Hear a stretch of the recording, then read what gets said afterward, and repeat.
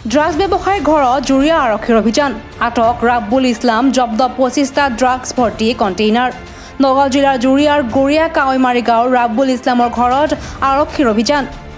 জুৰিয়াৰ গৰিয়া কাৱৈমাৰী গাঁৱৰ ৰাব্বুল ইছলামে আৰক্ষীৰ চকুত ধূলি দি দীৰ্ঘদিন ধৰি চলাই আহিছিল ড্ৰাগছৰ ৰমৰমীয়া ব্যৱসায় জুৰিয়া আৰক্ষীয়ে ৰাব্বুলক আটক কৰি অধিক তথ্যৰ বাবে সোধপোছ অব্যাহত ৰাখিছে আৰক্ষীয়ে সাংবাদিকক জনোৱা মতে ৰাব্বুল ইছলামক আটক কৰাৰ পিছতে বহু তথ্য পোহৰলৈ আহিব